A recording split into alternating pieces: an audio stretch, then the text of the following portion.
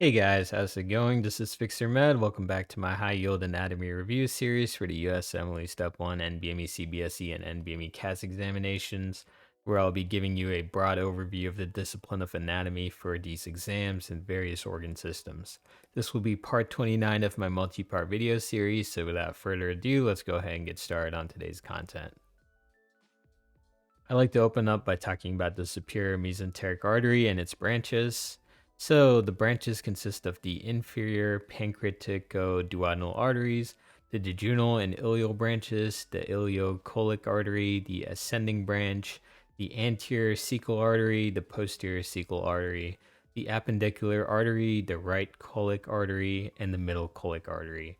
And I have a nice picture to the right to help provide a visual representation of these branches on the superior mesenteric artery. Pretty high yield, so make sure you get those down. Moving on, I'm going to go ahead and talk about the splenic artery now.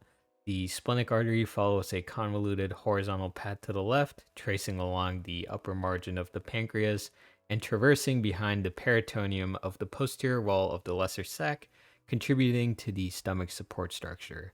Additionally, the splenic artery is susceptible to erosion by a penetrating ulcer, originating from the posterior wall of the stomach, potentially extending into the lesser sac. It's worth noting that the splenic vein takes a comparatively straighter route below the artery and behind the pancreas. As always, I have a nice visual representation on the picture to the right, if you guys need more reference. Moving on now. Mesenteric ischemia. Ischemia occurs when blood flow through arteries is inadequate, leading to insufficient oxygen supply to the intestines, resulting in impaired function. Mesenteric ischemia typically affects the small intestine. Mesenteric ischemia commonly manifests in individuals over the age of 60 with increased risk associated with smoking or elevated cholesterol levels. Chronic mesenteric ischemia often arises from atherosclerosis, a condition characterized by reduced blood flow through arteries due to plaque buildup. All right, now that we've covered the content, let's go ahead and take a look at some problems.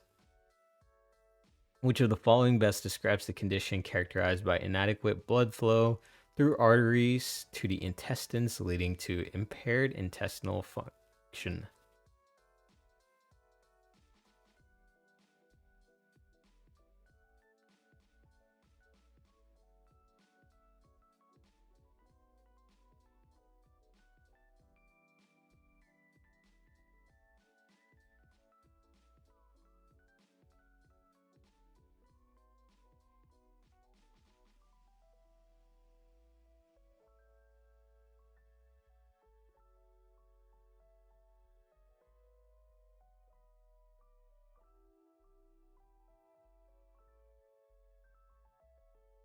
All right, pretty straightforward question. If you guys need more time, please feel free to pause the video. Otherwise, moving on now.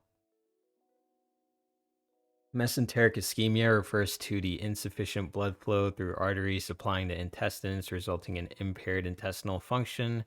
This condition typically affects the small intestine and can lead to severe abdominal pain, nausea, and vomiting. Therefore, the correct answer is B, mesenteric ischemia. Moving on to see why the other answer choices are incorrect. Mesenteric stenosis refers to narrowing of arteries supplying the intestines, but does not necessarily result in impaired blood flow and ischemia. Aortic dissection involves a tear in the inner layer of the aorta, leading to the separation of its layers and potential interruption of blood flow, but it does not directly affect blood flow to the intestines. Cholecystitis refers to inflammation of the gallbladder and is not associated with inadequate blood flow to the intestines. Diverticulitis involves inflammation or infection of small pouches, diverticula, that form in the walls of the colon and is not related to inadequate blood flow to the intestines. Pancreatitis refers to inflammation of the pancreas and is not associated with inadequate blood flow to the intestines. Okay, let's go ahead and move on to the next problem. During a surgical exploration of the lower abdomen, the surgeon identifies an artery arising from the abdominal aorta and providing branches to the left colon, sigmoid colon, and rectum. Which of the following arteries is the surgeon most likely observing?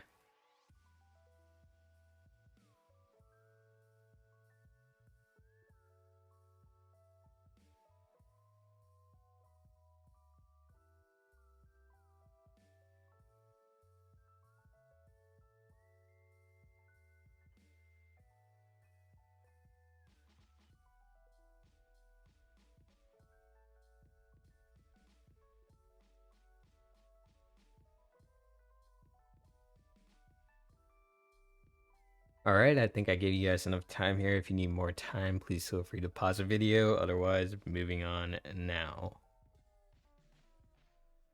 The description matches the course and branching pattern of the inferior mesenteric artery.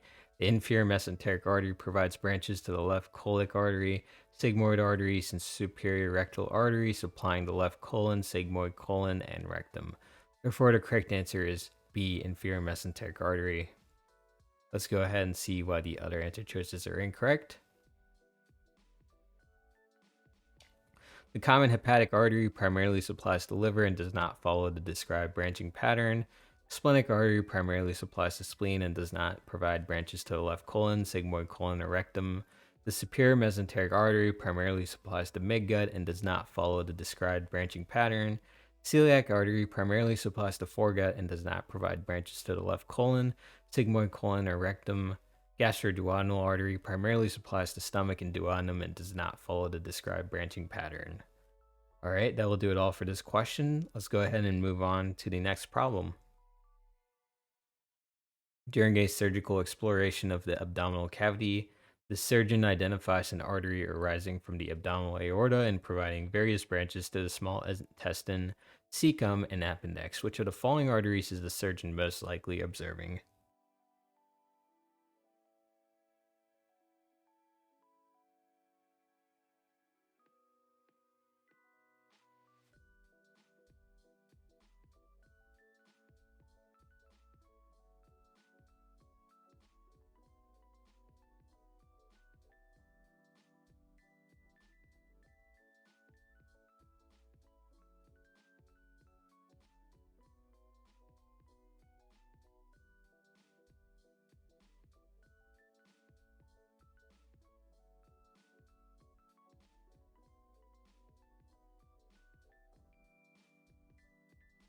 I think I gave you guys enough time here. If you need more time, please feel free to pause the video. Otherwise, moving on now.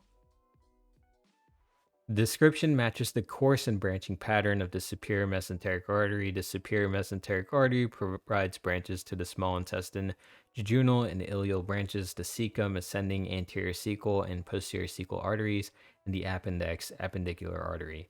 Additionally, it gives rise to the ileocolic artery, right colic artery, and middle colic artery, which further supply the cecum, ascending colon, and transverse colon. Therefore, the correct answer is D, superior mesenteric artery. Let's go ahead and take a look at why the other answer choices are incorrect. Common hepatic artery primarily supplies the liver and does not follow the described branching pattern.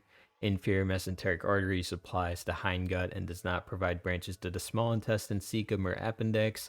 Splenic artery primarily supplies the spleen and does not follow the described branching pattern. Celiac artery primarily supplies the foregut and does not provide branches to the small intestine, cecum, or appendix. Gastroduodenal artery primarily supplies the stomach and duodenum and does not follow the described branching pattern. That will do it all for today's video, guys. If you have any questions, comments, or concerns, please feel free to leave them in the comment section below.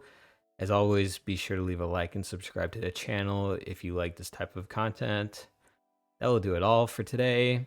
This is FixerMed signing off. Be sure to have a great day, everyone, and good luck studying as always. Goodbye.